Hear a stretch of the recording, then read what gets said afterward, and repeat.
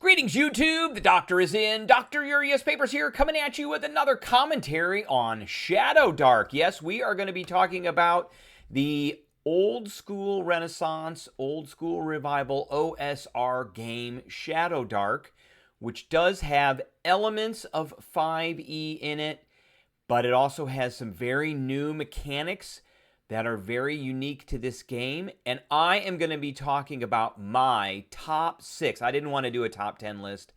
I didn't want to do a top 5 list. There's a lot of stuff in here, so we just went with the 6. So it's my top 6 favorite mechanics in the Shadowdark tabletop role-playing game. I hope they're also yours, so stay tuned.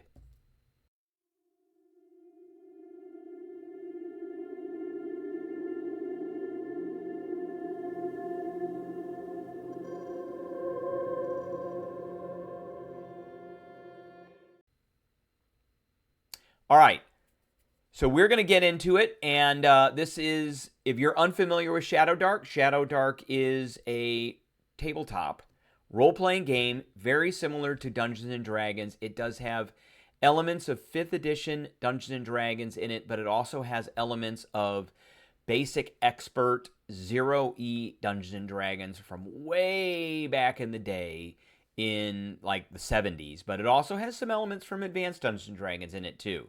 And this is the cover. The rule book itself is 243 pages long, and the formatting is very simple. So just to give you kind of a flavor of what the formatting looks like, this is your standard page. There's about 200 some words on every page. There's a heading, and the font is basically like this. It's very easy. It's a very easy read. Very, very easy. All right.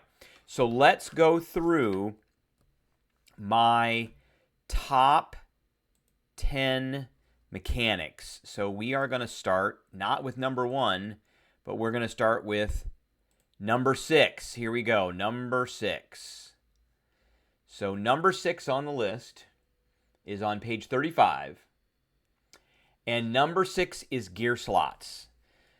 So this isn't necessarily a new mechanic, but I do like the way that Kelsey Dion, who is the author of Shadowdark, takes care of this particular metric.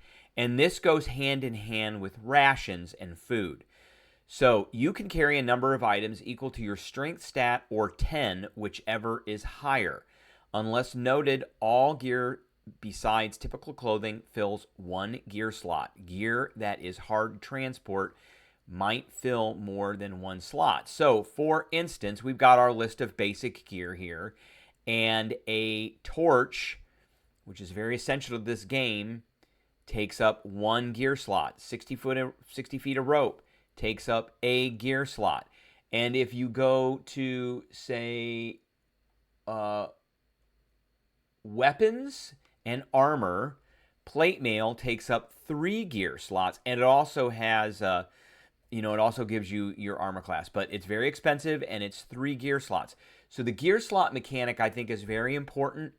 One, your characters have to carry around enough food. Each character goes through a ration per day, and each ration takes up a gear slot.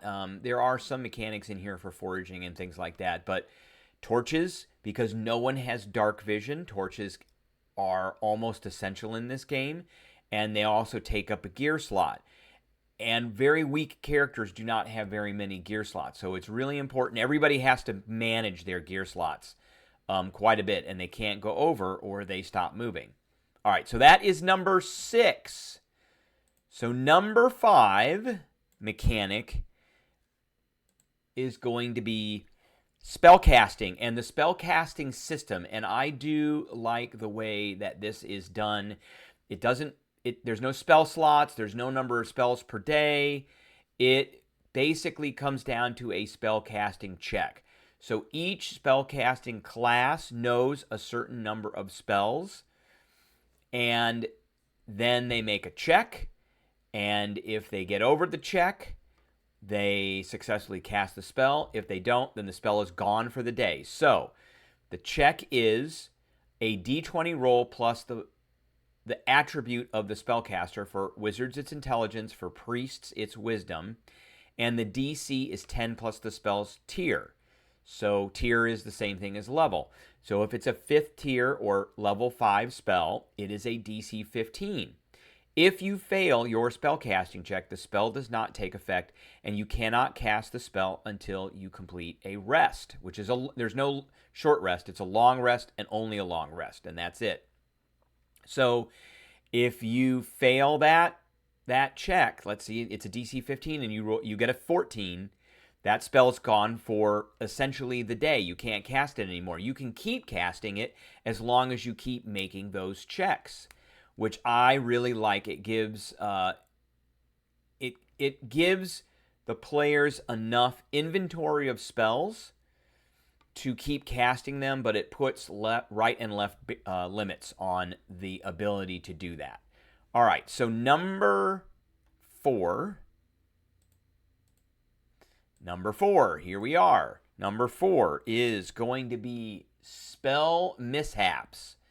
So if you critically fail a check, so you roll a 1, then there is a critical failure. For wizards, the spell can't be cast until you successfully complete a rest, and then you have to roll on a mishap table.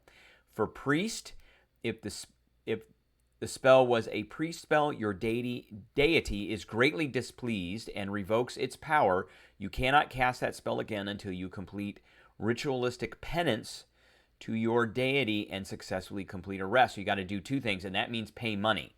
Now, the mishap tables are over here, and they start on page 46, and they go to 48. Now, in the basic book, there's only the wizard and the priest, and that's it. But there are some expansion books that also bring in things like the witch and a few other classes.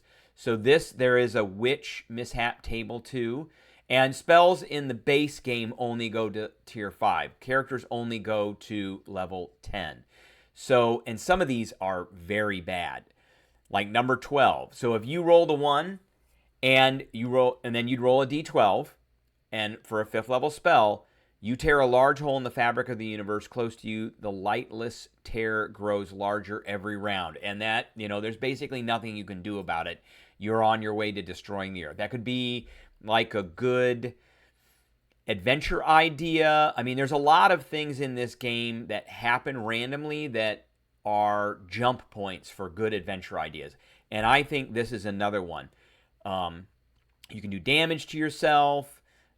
You can open a magic portal, all that, so these are all very different. They get worse the higher level that the spell is, or the higher tier the spell is. But I like this concept of, if you roll a 1, then it is a critical failure and something very bad is going to happen. And so there's kind of that fear in the players for that at that point. All right, number 3 is going to be initiative. Now, initiative is a little bit different, and I like this mechanic quite a bit for initiative. So it says, at the beginning of the game, the GM establishes initiative, or the order in which the players act. Everyone rolls a d20 and adds their dex modifier. The GM adds the highest dex modifier of any monsters if relevant. The person who rolled the highest takes the first turn, and the turn order moves clockwise from that individual. So you can do the free form. I don't actually like the free form. I like doing the way it is in this paragraph. And so what that means is, when we sit down at the table, and I've been running a Shadowdark campaign for about 6 months now. So when we sit down at the table, the person that is always to my left, that is clockwise from me, is always the player with the highest dexterity bonus, which the players have figured out maximizes their statistically, it maximizes their chances of that person going first and me going last as the GM. Now, it doesn't always work out that way, because statistics are statistics, and they work on a kind of a bell curve. But I am usually the one that goes somewhere, and then they go in order from there. So the person that is normally sitting on my right, counterclockwise to me, is the person with the lowest dex score. So there's a strategy behind this for the players, and I really, really like that. It doesn't mean anything to me, and it gets them engaged in the game, and they have to figure out where they're sitting. So I think that is an awesome, awesome mechanic. All right. So number 2. I know the 2 looks a little bit different. Number 2 is carousing. This is not necessarily unique to Shadowdark. This is something that has come up in a few other games in the past, but I do like this particular way of doing carousing. So the players decide that they want to carouse, or they want to spend money and have a big party. So they do that, and there's a table here called the carousing event table, and they decide how much money they want to spend, and depending on that, they get a bonus to their roll. The higher the roll, the more rewards they get, and the carousing is on the next table. So under outcomes, we go to the next table, carousing outcome. They pick up a D8 and they roll it. Now, let's say they spent 900 gold pieces. So a hazy, week-long bender that runs multiple well-known taverns dry, and it gives you a +4. So basically, the characters are spending a whole week just doing a pub crawl. You know, they're going all night. They sleep most of the day. They get up, and they go right to the next pub, and they go right to the next street, and they go. And it gives them a +4 to that D8 roll. And then they roll their D8. They add their bonus, and let's say they rolled a 7, so they got an 11. So it says you performed a humiliating prank on a despised and corrupt merchant. Again, a random event that triggers a adventure idea. And they gain 5 experience points and an ally in the city watch. Again, another random event that causes them to have an adventure idea. They now got a contact in the city. One of my favorite ones is they did a carousing event. They got a 7. You led an entire tavern in a wildly insulting song about a disliked noble. Okay, so maybe that gets back to that noble. They gained 4 experience points, and they got a famous bard ally. Bards can actually add extra bonuses to this roll. And of course, they went out in the wilderness. They got a random encounter. They got jumped by a bunch of mountain lions, and the bard and one of their donkeys that has a lot of their gear on it both got ripped apart by the mountain lions. So the bard, they never got to really reap the benefits of having the bard. But it is a very cool idea. There's a couple of expansions for this that have come out on DriveThruRPG that expand out the carousing table. And Kelsey Dion, actually, in some of the new expansions that she's got coming out, that her Kickstarter just ended, is going to be having other types of carousing tables, but they're not going to be carousing. It'll be like for martial characters, it's going to be military training or weapon training. For wizards, it will be a research training, a penance training, or a religious event for priests, etc., etc. All right, so that's number 2. And number one is all the random low prep tables for the game. This is a very low prep game, and I essentially can make a hex map, and she's got rules in here on how to populate those hexes. You just fill it out, and we've run that hex map now for 6 months, and they're not even close to done with it. And then there are tons and tons and tons of random encounter tables here for whatever type of environment you want. So for instance, this is for the maps, and she gives you some ideas on how to draw like a dungeon map, and some different types of things that could go in each one of those. One of my favorite ones is the mechanics for overland hex maps, and you basically just roll a d6 for every hex, and if you roll a 1, there's a point of interest, and you roll on the point of interest. That you roll the terrain, you roll the danger level, you roll like what's there. here's all the points of interest. You roll a d20. And like I could roll a 15 and I get the hermit's abode occupied by a self-titled king or queen, or I get the hermit's abode and I roll the d20 again and it says home to an oracle, and then I can kind of come up with ideas of how that all works. And you could get a cataclysm on here. So roll on a 1, the hex has 1 point of interest. If you roll a cataclysm, use the table below. And there are disaster roll cataclysm on a 1, and you get cataclysm, volcanoes or fires or something like that. You could figure out the danger level of it, the terrain that's there. If there's a town there, there's a table here for like a settlement name, or for a village, a town, or a city. You could go to the settlement maps, and then you could come up with things to populate that.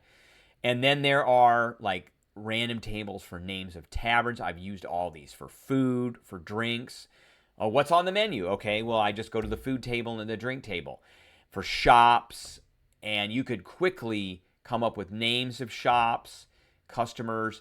And this is my favorite part of it, of all of the low prep stuff as a dungeon master, is all of the random encounter tables. Now, they're not in an Arctic area right now, but you can see there's artisan, castle, district, caves. They have gone in a cave before. Deep tunnels would be like the Underdark. Desert, they're not in any desert. They've been in a forest. So I have used this forest encounter before. They have been in grasslands. High district, they haven't been in a jungle yet, but they have been in mountainous areas. So I use this one quite a bit. And basically, if they go into a hex, you have somebody roll a d6. If they roll a 1, then there is a random encounter, and I have them roll a percentage dice, and then I have something happen. So, for instance, on this one, they've had fire giants that have like shown up in the distance. They didn't fight them, but they were there, and now there's fire giants in this valley that they're in, and they have to figure out why they're there and what they're. And I had to figure out why those fire giants were there and that kind of thing. So it's a great stepping point for easy to prepare adventures, and also helps you, in addition to the things that you did already to populate your hex map, it also adds to that even more. All right, so that is what I got for everybody today. I hope everybody enjoyed, and I will catch everybody